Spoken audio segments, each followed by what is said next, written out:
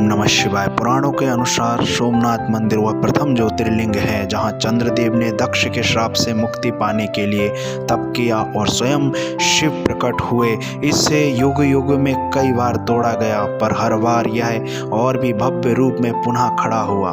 समुद्र किनारे स्थित ये मंदिर रात में ऐसे चमकता है मानो लहरों पर शिव का ज्योतिर्मय प्रकाश तैर रहा हो। ओम नमः शिवाय।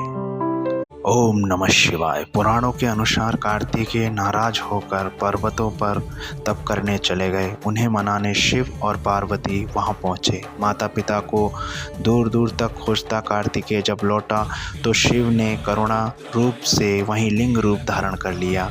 पार्वती ने उस लिंग को मल्ली चंपा के पुष्प अर्पित किए, जिससे उनका नाम मल्लिकार्जुन पड़ा। कहते हैं कि स्थान कल्याण, प्रेम और परिवार की एकता का प्रतीक है।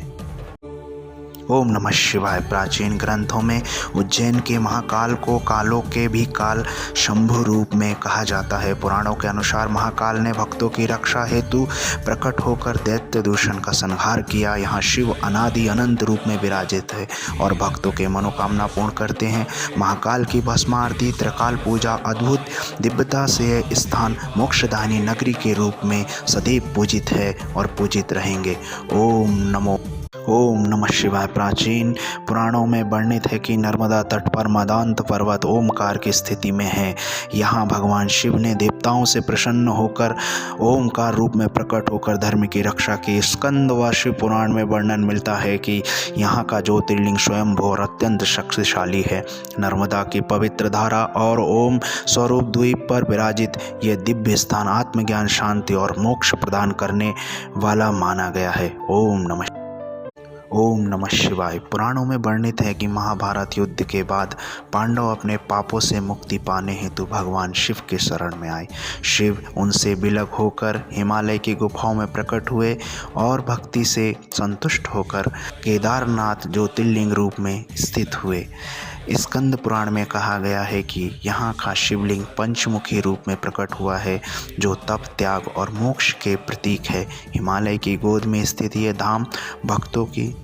ओम नमः शिवाय। पुराणों में वर्णित है कि कुंभकर्ण के पुत्र भीम ने घोर अत्याचार किए, तब देवताओं और ऋषियों की प्रार्थना पर भगवान शिव प्रकट हुए। भीम का संहार कर शिव इसी पर्वत पर ज्योतिर्लिंग रूप में प्रकट हुए, जिसे भीमाशंकर कहा गया। स्कंद पुराण में इसका उल्लेख है कि यहाँ शिव का तेज सूर्य के समान दीप्त है और घने वन व पर्वतों में स्थित यह धाम भक्तों को अद्भुत शांति, शक्ति और मोक्ष प्रदान करता है।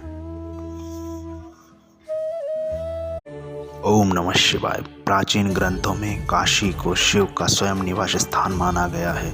पुराणों के अनुसार भगवान शिव ने यहाँ सृष्टि के आरंभ से ही विश्वनाथ रूप में निवास किया है, इसलिए काशी अविनाशी मानी गई है। स्कंद व शिव पुराण में वर्णित है कि इस ज्योतिर्लिंग के दर्शन मात्र से जीवन के पाप नष्ट होते हैं और मोक्ष की प्राप्ति होती है। माँ गंगा के तट पर स्थित विश्वनाथ धाम अनादिकाल से ज्ञान, धर्म और मुक्तिदान का पवित्र केंद्र रहा है।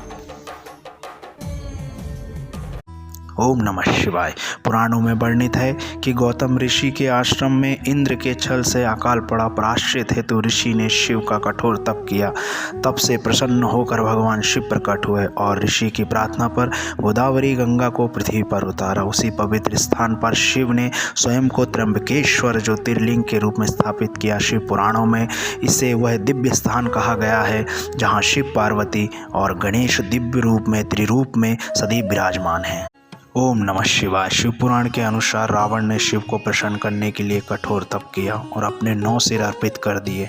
10वां सिर अर्पित करने ही वाला था कि भगवान शिव प्रकट हुए और उसे अतुलित बल का वरदान दिया। रावण शिवलिंग को लंका ले जाना चाहता था, पर देवताओं की युक्ति से वह देवघर में ही स्थापित हो गए, जहाँ शिव स्वयं वैद्य रूप में रावण के घावों का उपचार करते हुए वैद्यनाथ ज्योतिर्लिंग रूप में विराजमान हुए।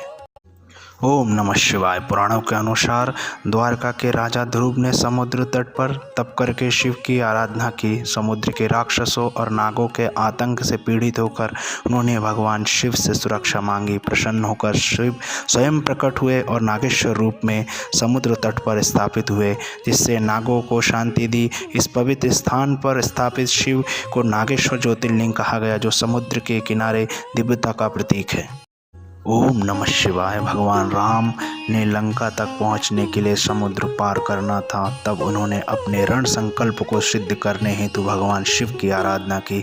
अपने चरणों के स्पर्श से उन्होंने यहाँ शिवलिंग स्थापित किया। समुद्र की लहरों और आकाश के अनंत छाया में विराजमान ये रामेश्वरम ज्योतिर्लिंग भक्ति, शक्ति और मुक्ति का प्रतीक बन गए। यहाँ के पवित्रता आज भी श्रद्धालुओं को दिव्यता का अनुभव कराते हैं।